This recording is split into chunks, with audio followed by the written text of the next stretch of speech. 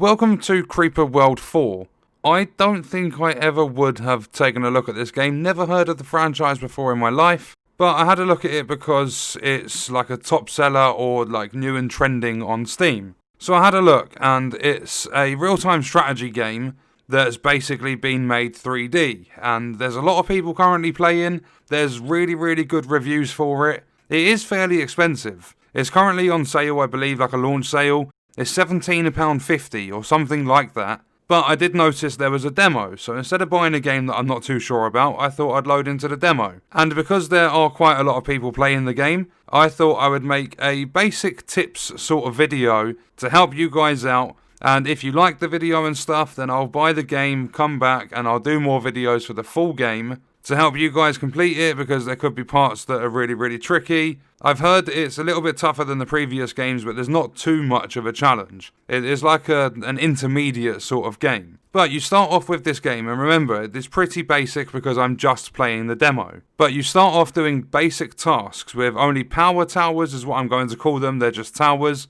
but they provide power and ammo and stuff. Like, they help you build up your base. So you start off with only power towers and cannons. That's the very first mission. I'm not entirely sure if these 5 missions are exactly the same in the full game, but you start off with those towers and you get some cannons, which are just your basic weapons, because it kind of, I would say it feels a little bit like a tower defense sort of game, in terms of like you're building defenses to protect your base, and you're using towers and basic weapons, but instead of it being like a set path for the enemy is this goo. And this goo just drops wherever it wants to, and it sort of smothers the entire screen. So you've got to use your defenses to keep all of your buildings safe, because if it touches a tower, a cannon, your rift lab, anything like that, it will get destroyed. But you start off with these towers, cannons, you're placing them down, you're fighting off the goo. The tasks are very simple at the start of the demo. When you get a little bit further into it, it gets a lot more strategic. And that's what I love about these sorts of games. I've played a lot of Age of Empires, I've played Halo Wars, there's loads of different strategy games that I've played, Cossacks, literally loads in my lifetime. But it gets a lot more strategic because you start getting different weapons. You have things like mortars, and I didn't actually see much more than the mortars and cannons and then the towers until I got to, I think it's the 3rd level in the demo. You basically have to go and grab this research stuff and you unlock this nullifier, because there is this like monster enemy sort of thing that just constantly produces goo. It's an absolute nightmare. It produces it very fast, but you get this nullifier so that you can basically stop that producing the goo. And the goo, as you progress through the game, gets a lot more aggressive because of these like spawner sort of things, like these producers. So what you do when you start the game is you've got your rift lab. When you get further into the game, you're allowed to, you've got freedom with the placement, so you can choose anywhere on the map. The maps do look as though they get pretty big, but you place your rift lab down, or it spawns it wherever it wants to based on the objectives for that mission,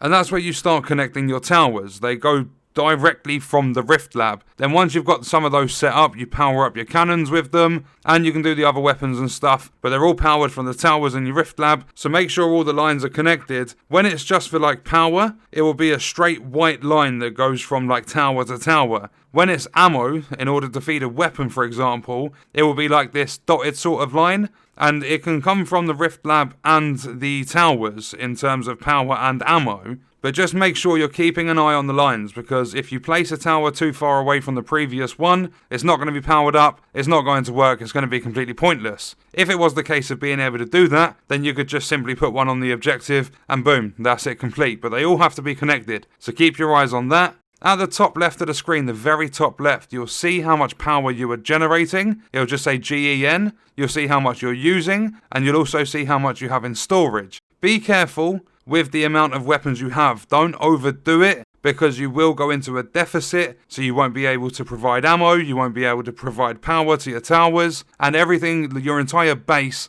is going to fall apart. The towers will be what generates the power for your base, so get them built, prioritize those over the weapons, because if you start with your rift lab, you've got absolutely no power coming in. You place down a tower, say you go from generating 1, you'll go up to 1.2. Then your next tower, 1.4. You'll eventually start building that up and more towers. You'll be generating it really fast, you can place down more weapons, and then that way you're not running out of ammo. Your weapons have their ammo source, and they can continue fighting the goo. If you absolutely have to, then certain areas, like if the goo's really aggressive, then certain areas definitely overdo it. But just try and keep your weapons as optimized as you can with their positioning and stuff. Because you do need to prioritize and manage their positioning. Because you don't want too many in one spot unless it's really aggressive. Because you need to, the entire time you are playing, you need to be focusing on that goo and making progress on it. And as you're doing that and you're pushing the goo back, some of the weapons in your base might become obsolete, just completely outdated, absolutely not worth using because others have pushed the goo back too far and out of a certain weapon's range.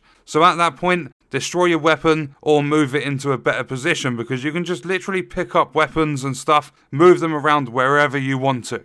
And just make sure that they are always within a line of sight of the goo, or there's just no point to using that weapon. When you get further into the game also, you'll start to see totems and things that need powering in order for you to rift jump and get out of the map and basically mission complete to progress with the game, but they are basically your secondary objective. I wouldn't focus on those until everything else is complete, because that is how you end the mission. So unless you're speed running, don't bother going for the totem straight away, or the lift tick, which is the power that will power up the totems in order for you to rift jump. So for an example, the third mission I played, in the top left corner was the lift tick, in the bottom left and bottom right were totems, in the top right I had this software which was the nullifier. So I made my way up to the top right, grabbed the nullifier, stopped that goo being produced by that enemy, and then I made my way to the totems, also making my way to the lift tick at the same time. The lift tick goes through your power lines and stuff, makes its way to the totems, powers them up,